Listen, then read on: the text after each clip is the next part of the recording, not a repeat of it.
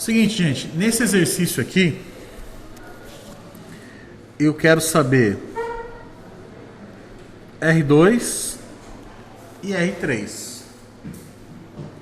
Preciso encontrar o valor de R2 e preciso encontrar o valor de R3. O que eu tenho de informação aqui? Eu tenho de informação minha corrente I, tenho de informação a minha tensão V1 e tenho uma tensão sobre o resistor 2, que é o VR2. Beleza? E agora, professor, como que eu vou fazer para encontrar o valor de R2 e R3? Nesse exercício aqui, um é sequência do outro.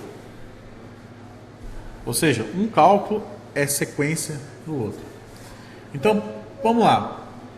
Eu não tenho a tensão sobre o R2? Sim ou não? Eu tenho a corrente que passa sobre o R2? Tem, não tem? Que é 1,50 ampere.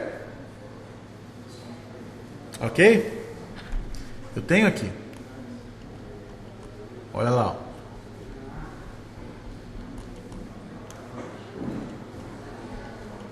Eu tenho a minha corrente, que é 1,50. Deixa eu anotar aqui. É 1,50 ampere. Eu tenho aqui. Tenho a tensão sobre o resistor 2. Então é fácil achar R2, não é? É ou não é? Como que eu faço para achar o resistor 2? É a tensão sobre ele, que é o VR2, dividido pela minha corrente I. Neste caso, quanto que vale VR2? 405. E quanto que vale minha corrente? 1,5. Pronto. Facinho achar o R2, né? Que é o 405 dividido por 1 ponto, que deu 270 ohms. Pronto. Acabei de encontrar a resistência R2. E agora a resistência R3. Como que eu faço para encontrar a resistência R3?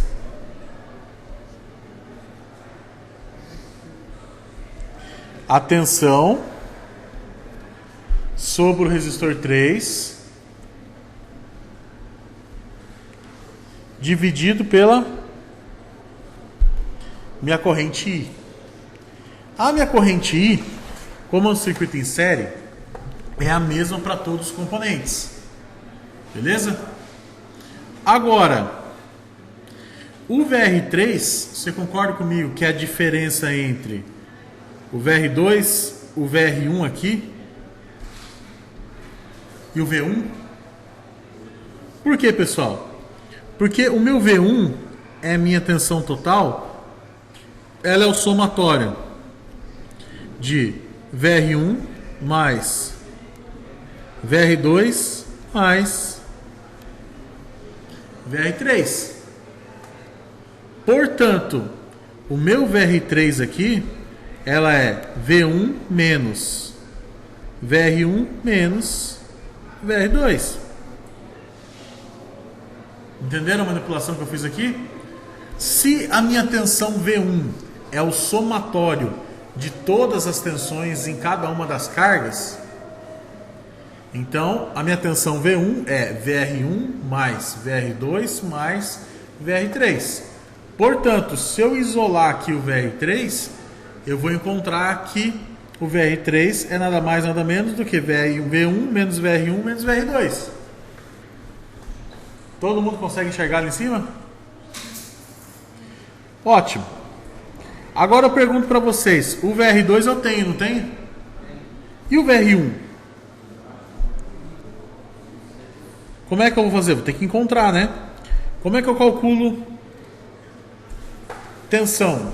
Não é a resistência R1 multiplicado pela corrente que passa por ele? Que é a corrente I?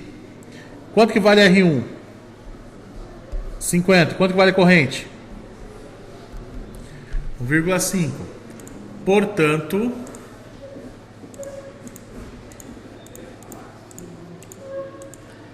(75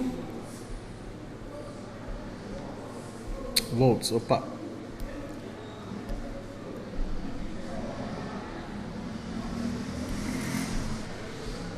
(75 volts). Beleza. Achei VR1, que vale 75 volts. O VR2 eu tenho, que é 405 volts. Portanto, agora, o V1 eu sei que é 600. Então agora fica fácil, né? VR3 é o quê?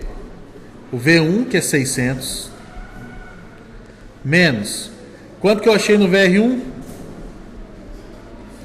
75. E quanto que vale o VR2? 405. Isso daqui dá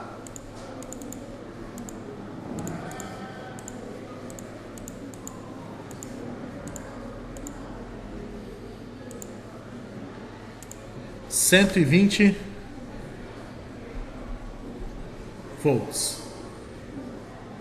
Beleza? Ok, pô. O R2 eu já encontrei, que é 270 ohms. E o R3 é o VR3 que eu acabei de encontrar, que é 120, dividido por 1,5, que é a minha corrente. Então aqui é 120 dividido por 1,5, que vai dar o quê?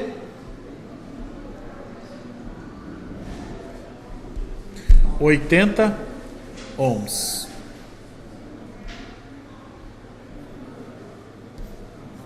Pronto. Quero tirar a prova real, professor.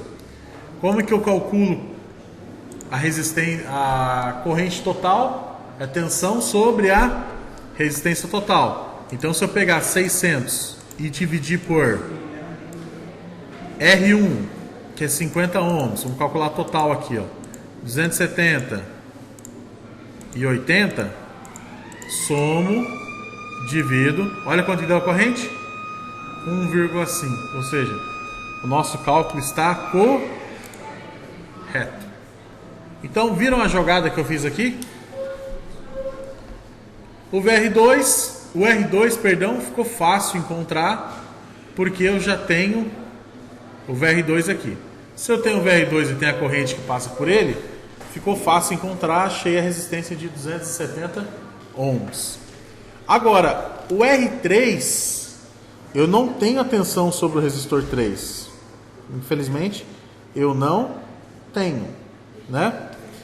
Precisei calcular. Como que eu fiz o cálculo? Bom, para eu saber o VR3, eu preciso saber o VR2 que eu já tenho e o VR1. Bom, se eu tenho a resistência R1 e tem a corrente que passa por ele, fica fácil encontrar o VR1, que achei 75 volts.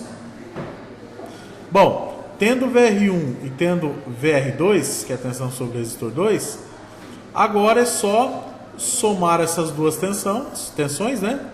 Subtrair pela fonte total, pelo valor da fonte total, e o restante é o que vai sobrar em cima do R3, que a gente chegou aqui em 120 volts. Opa, tem o VR3 e tem a corrente que passa por ele? Pronto. Faça aqui essa divisão e encontra a resistência facilmente.